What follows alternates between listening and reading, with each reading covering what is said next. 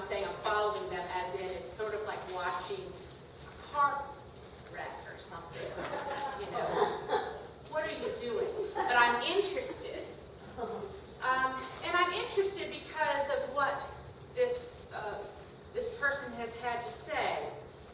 In particular, she's really more known in circles in kind of a, I wouldn't say even theological circles, but she's known more in talking about spiritual things and such.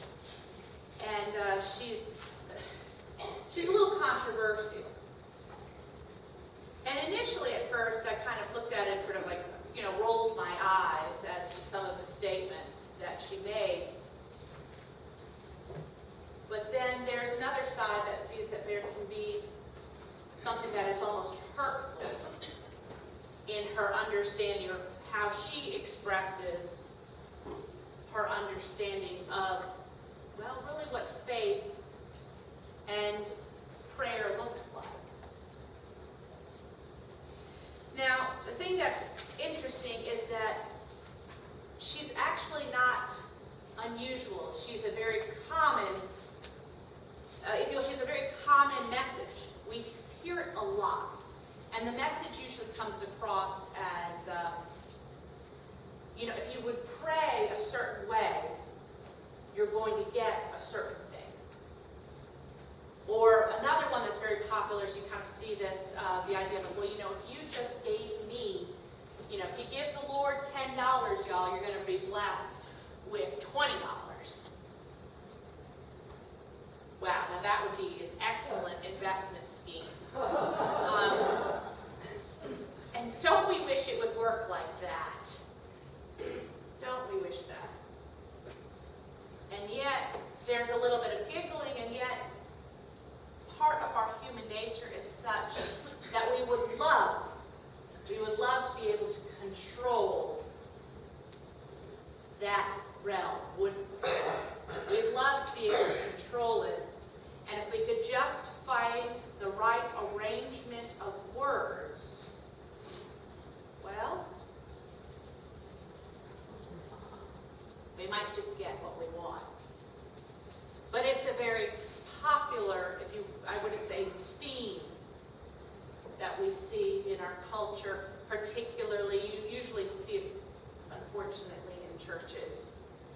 And it's strangely enough now, about, I'd say, 1600 years ago, Augustine of Hippo argued against this. Now, you know who Augustine of Hippo is, right? He's a saint. Pelagius, on the other hand, is not. But he is hugely popular now. And the idea of it is that, well, if I just pull myself up on my bootstraps, that's all I need to do. That makes me right with God. And if you have a problem, if you are sick, if you are poor, well, then you just must not have God's favor. You're not praying right. You're not doing it right. That's Pelagianism. As you can imagine, it didn't go well. And so he and Augustine of Hippo, a saint, would argue. Because what is missing for Pelagius is grace. And what is missing is mercy. And what has replaced it, well, is the ego. But we see this, it's a very popular spirituality. It's popular, hugely popular. Jesus' followers are asking him, please give us the words to pray.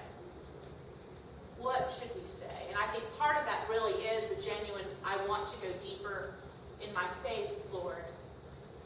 And I think part of it, too, is a very human desire, like, what is it that you're saying to God to be able to do these miracles? What is it? If we could just say it in this right order, we could get what we want. And Jesus shares with him those famous words. Father,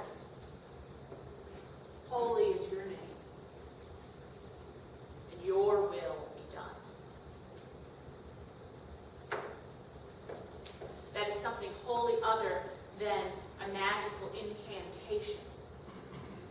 It's wholly other than, if I just take these 5 steps, it will turn out this way. It's a reorienting of yourself,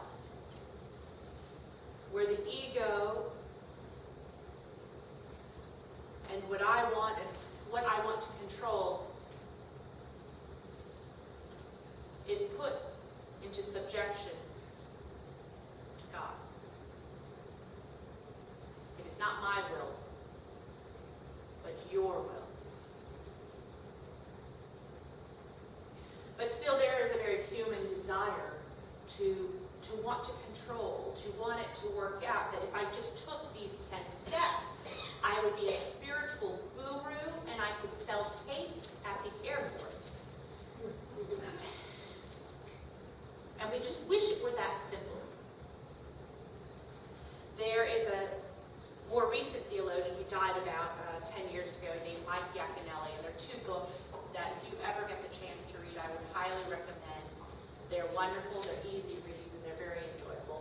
One of them is called Dangerous Wonder. The other one is called Messy Spirituality. Well, the joy of reading Mike Yaconelli is like talking to somebody who's kind of a saucy friend. But the way he writes, one of the things he speaks about, though, is how there is that desire to take those 5 spiritual steps, to say the prayer a certain way. If I do these little things, my life will turn out perfectly. And he likes to show a graph of that, what our spiritual life should look like. And the graph shows perfectly even steps. And he says, but that's not really what it is. If you turn the page, it shows you the other graph of what your spiritual life can really be like, and it looks like a plate of spaghetti. He said it's not usually a linear, quick journey. And our faith in Christ, our faith in God, is not about life enhancement. The 10 steps, the 3 things that are just going to make me better, richer, thinner, thinner. It's not. And he puts it this way, and it's a powerful statement. He said, I don't want a Christianity, I don't want a faith that's going to enhance my life. I want one that will destroy it. Because that's what it does.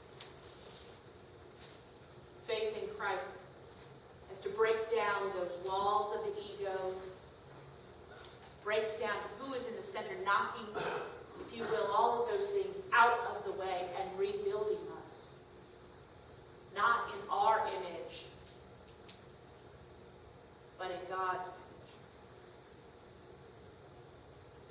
And that when we pray, it is not for our will, but for God's will. And that we are cared for within God's will. And that is what we should seek. That we should seek that out in our prayer and in our life.